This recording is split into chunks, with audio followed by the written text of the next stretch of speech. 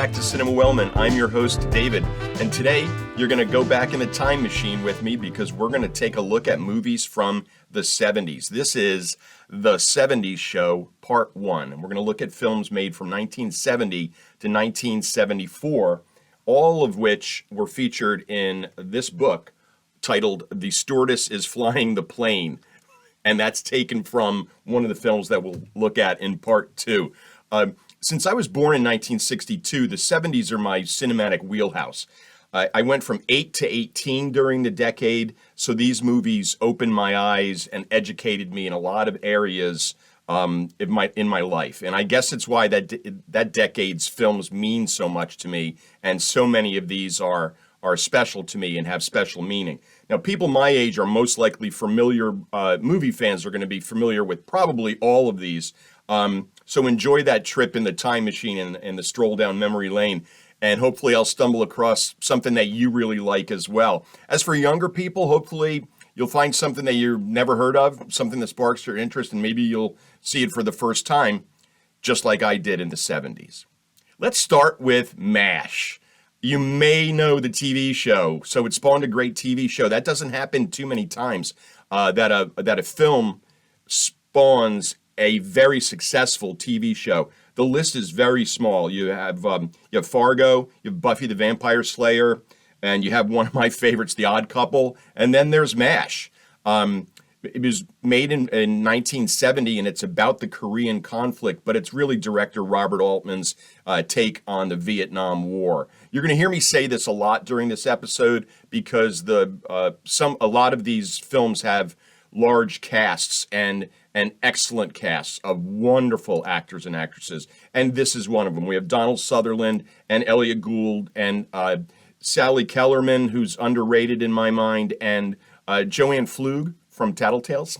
Talk about an old reference. So MASH is fantastic, and it's really interesting. I saw the TV show first, and then seeing the film, I was like, wow, obviously it's much grittier and parts of it are much more serious, but they did a great job with both the film and the television show. Next, we have another war film, and it's Kelly's Heroes from 1970. Again, great cast. This is Dirty Dozen-ish because it's got so many people in it. Clint Eastwood is Kelly, and also along for this, we have Telly Savalas, remember from Kojak, Don Rickles, Carol O'Connor, who played Archie Bunker in All in the Family, and Donald Sutherland again. And this time, even though it's a World War II movie, Donald Sutherland plays a hippie. And I've never been able to figure that out, how a hippie, and it's not, oh, he's kind of a hippie. He's really a hippie, and he talks with hippie jargon and everything. It's kind of funny.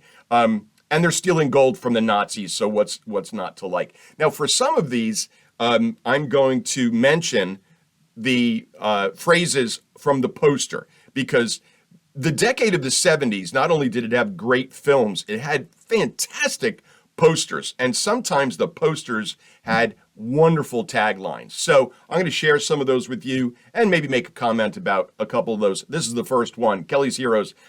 Poster cheers out for this one. They set out to rob a bank and damn near won a war instead. So we got Kelly's Heroes there. Next, from 1971, in the last episode, remakes and reboots, I mentioned this film because it's the Omega Man. And if you recall, the Omega Man is the middle prong of the trident of The Last Man on Earth, The Omega Man, and I Am Legend, the triple feature, the three movies made from the same source material, the 1954 novel by Richard Matheson titled I Am Legend. It was, the Omega Man was rated GP. You don't really see that. That wasn't around for too long. It was out for a few years, and then it was switched to PG.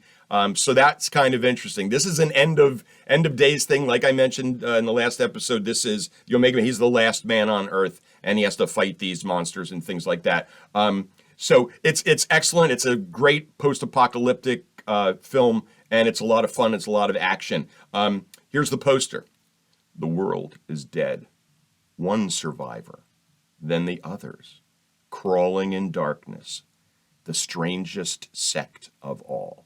And those people are kind of creepy. Good makeup and stuff, even for, the 70s.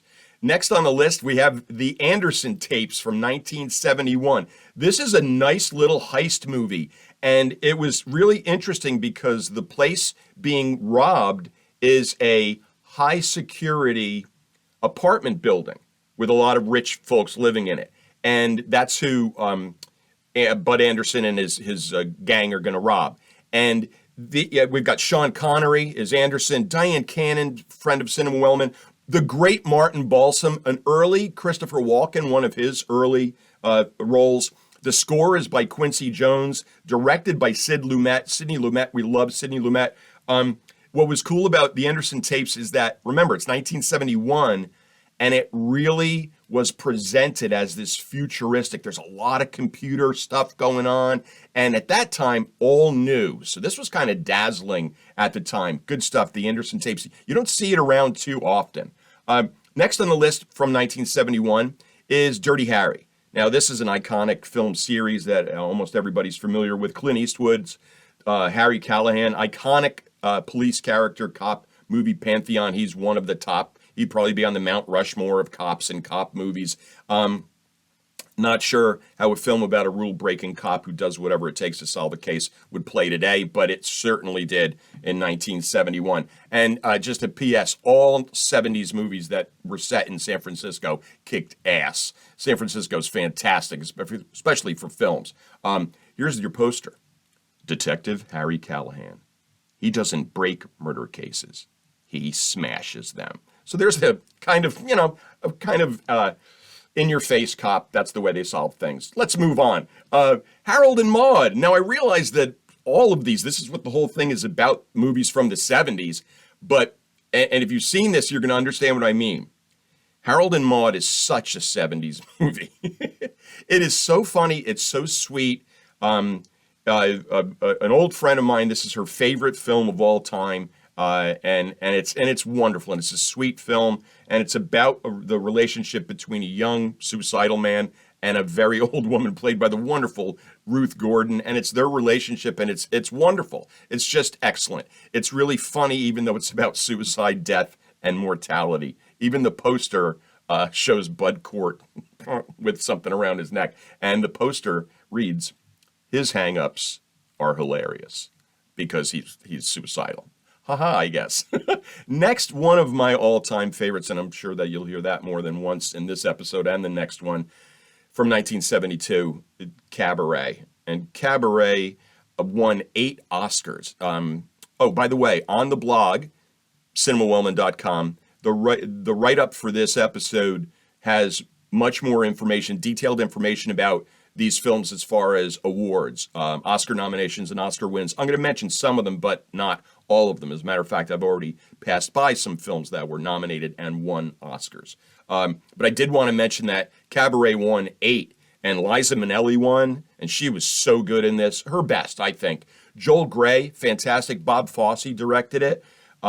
It's one of my all-time favorite musicals. I was lucky enough to see it live at when I was at Boston University. And whenever you can go see live theater, especially musicals, wow, it is tremendous, absolutely tremendous. Talking to a couple of folks just yesterday, going back and forth about while I was watching Phantom of the Opera, and it's a favorite of Megan and Brian's, and it's amazing. And I was texting them and saying, I can't imagine seeing this in a theater. They're recreating this, and I've seen Les Mis, and I saw Miss Saigon, and I saw Natalie Portman play Anne Frank when she was, I think, 14 or 15. That was great. But that's theater. Let's move on. Oh, here we go. The poster for Cabaret is simply, "Life is a cabaret." And that's one of their songs. Life is a cabaret, old chum. I am not going to sing to you, I promise. Let's get dark here. Deliverance from 1972.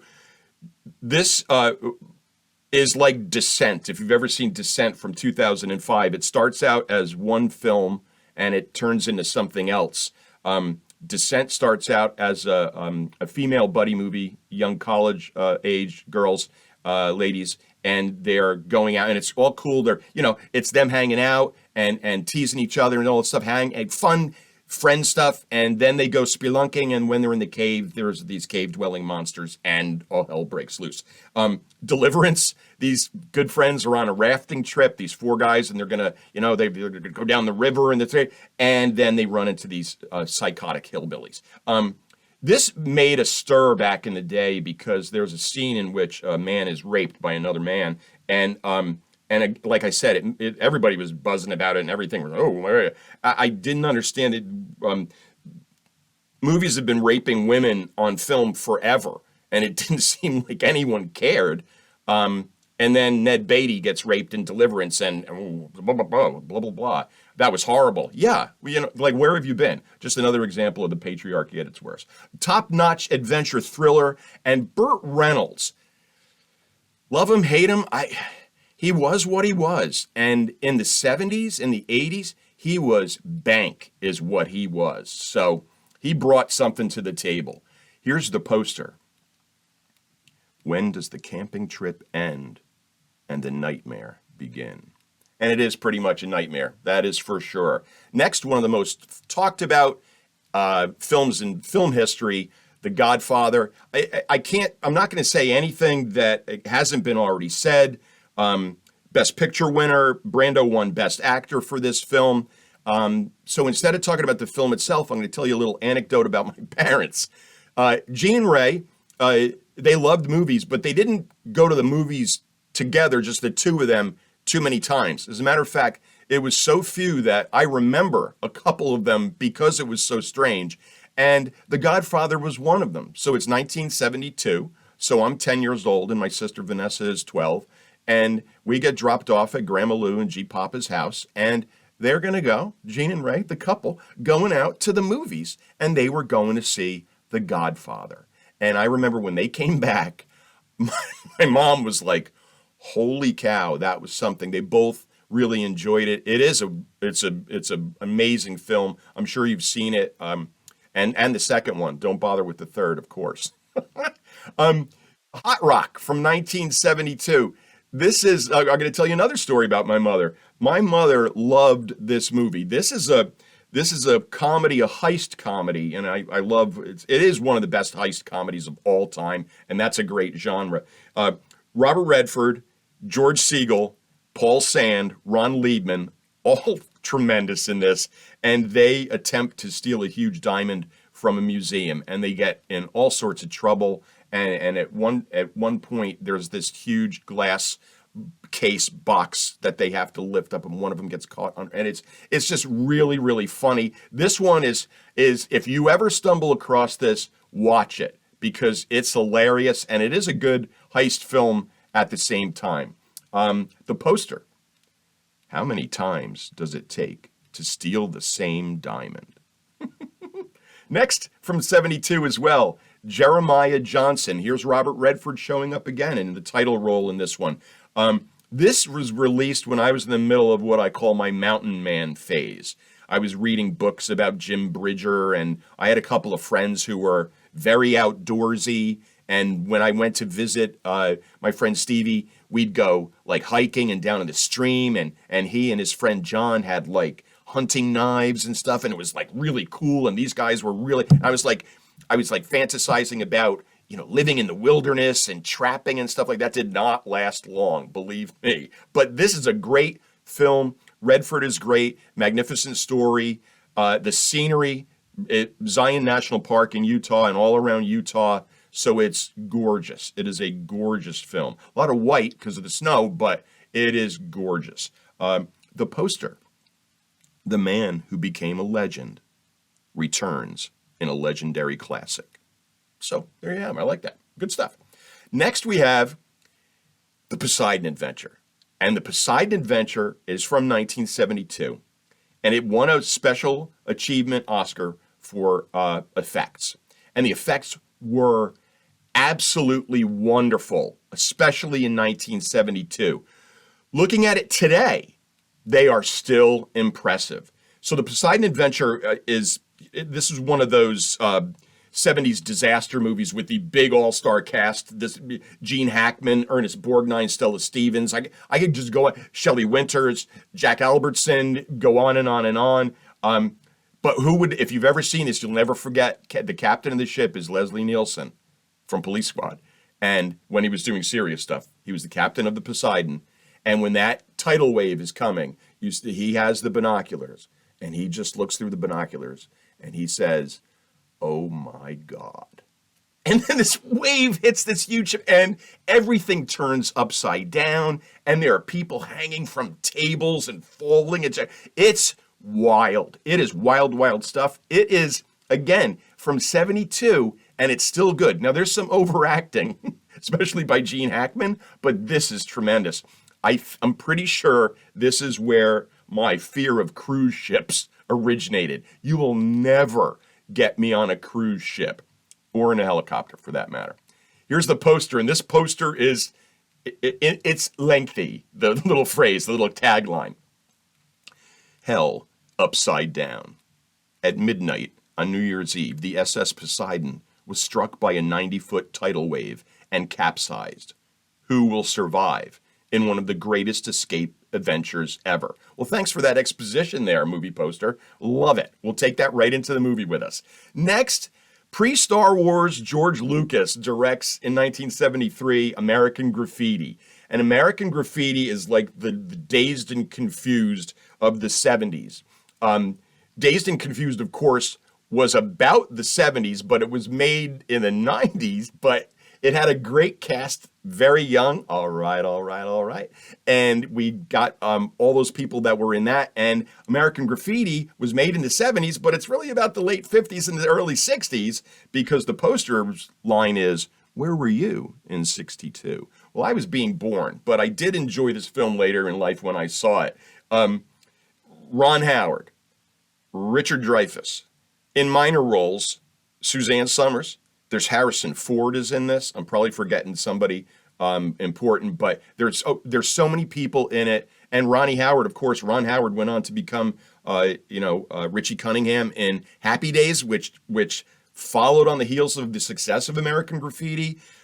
This soundtrack was my introduction to music of the 50s, and it was killer. I had the double album, and I played it all the time. And Donnie and I used to sing the songs on the playground. And why wasn't I a theater kid? I still don't get that. It's a puzzler. Next, from 1973, we have Soylent Green. And Soylent Green is a friend of Cinema Wellman, Edward G. Robinson's final film. And we love Edward G. Just wonderful. Everything he's in, he's so good. Soylent Green is a futuristic, dystopian future film set in the year 2022. I love when that happens. There's a cool twist at the end that I won't spoil, but I spoiled on the blog. And if you want the spoiler for Soylent Green, just read the blog, cinemawellman.com. Go all the way to the bottom, underneath the Cinema Wellman logo and the bomb, and underneath there, and a little better, I put, here's the spoiler for Soylent Green. But I won't tell it to you. The first time I saw it, it freaked me out. Very well done. This is. Here's a poster. It's the year 2022. People are still the same. They'll do anything to get what they need. And they need Soylent Green. Fantastic. Next, here we go again. One of my favorite movies. And I'm also going to mention my mother again, because this is one of my mom's favorite movies. From 1973, it's The Sting. The Sting, like Cabaret, also won 8 Oscars. Best Picture winner, Best Director winner, George Roy Hill, and bow and give thanks for costume designer Edith Head, who won an Oscar for this as well. My mother, like many people alive at the time, loved Robert Redford and Paul Newman. And when you put them together, like this in The Sting and in Butch Cassidy and the Sundance Kid, come on. You can't beat that. You cannot beat that. Easy on the eyes, and both very good actors, I think.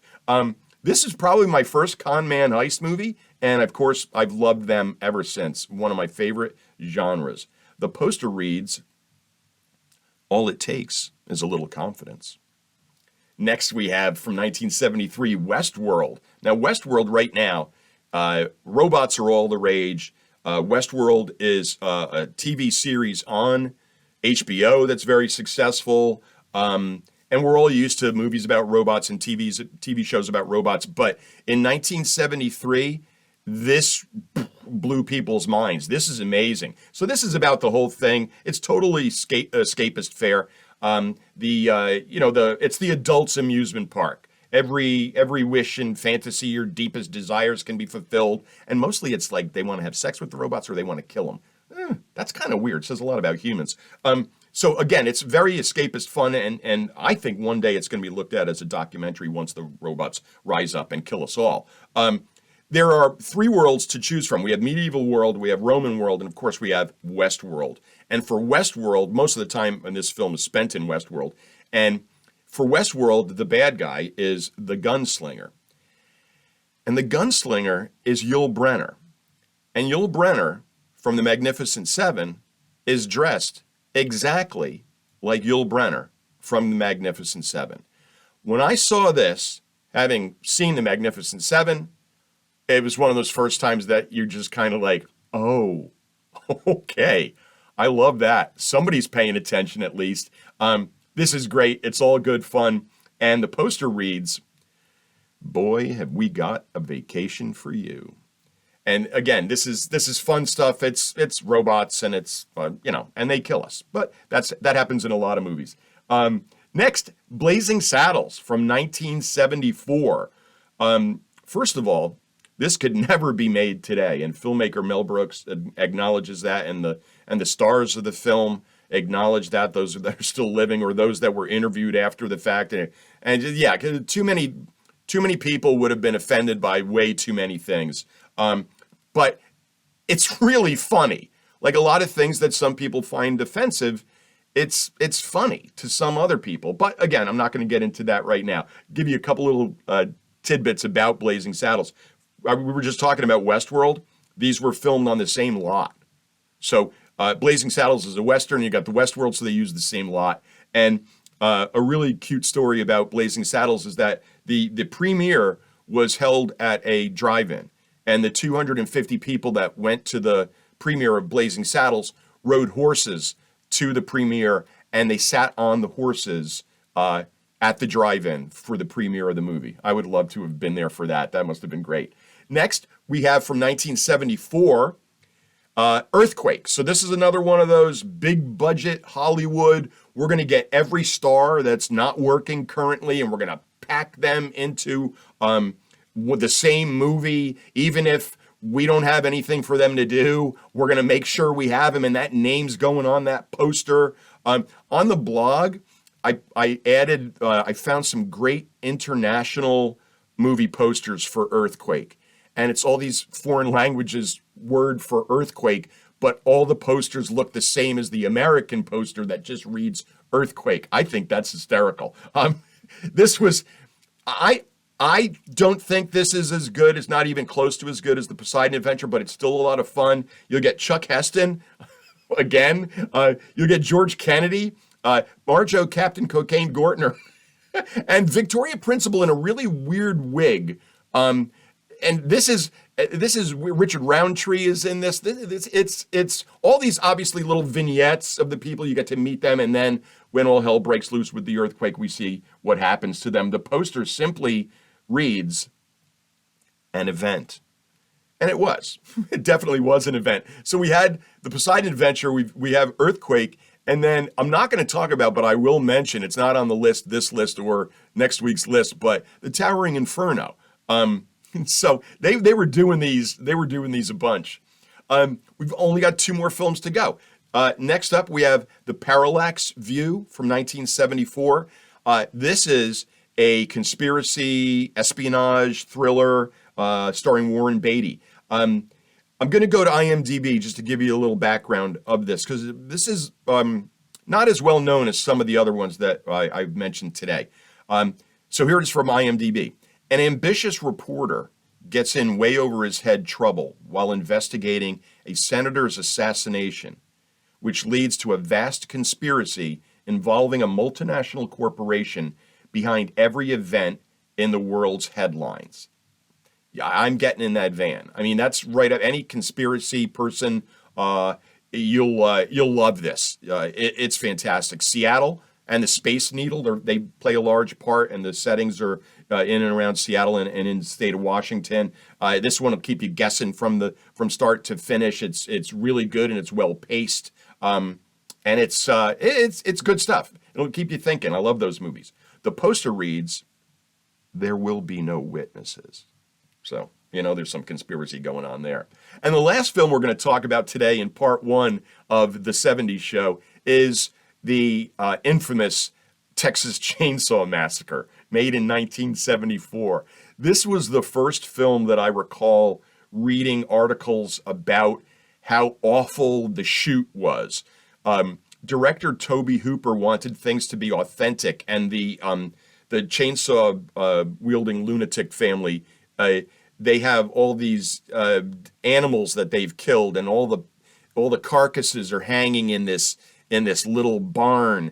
And the director wanted authenticity, so they're actual animal carcasses that were, rotting in the summer heat in Texas, and the cast was throwing up, and all because of just terrible. The actors were miserable. And when you read about stuff like that, and then you see the film, you look at it with a different eye, because you're like, okay, these people can really act, or were they really that miserable and terrified, kind of like Shelley Duvall in The Shining? It sometimes happens that way. So people in peril are pretty much in peril. I may have mentioned this earlier in a previous episode, I usually used to tell my students this when we read any horror or talk about horror literature or film. And I would always say, I'm not scared of vampires and werewolves and ghosts and stuff like that. They don't exist. You know what I'm scared of? I'm scared of chainsaw-wielding lunatics, because they are out there. They are. Here's the poster. Who will survive, and what will be left of them? That's a good one. That's a good way to end it. So that does it for part one of the 70s show. I'll be back next week with another walk down memory lane, the hazy memory lane that was the 70s. Don't forget to check out the blog if you'd like the spoiler for Soylent Green, or a little bit more detailed information on all of these films that we talked about today. You could find that at cinemawellman.com. Follow us on the Instagram and the Twitter at Cinema Wellman. You're either right now watching us on YouTube or listening on Spotify, and thank you very much. We appreciate that. Next week, available on Wednesday, December 7th, we have That 70s Show, Part 2. And until then, until next time, take care.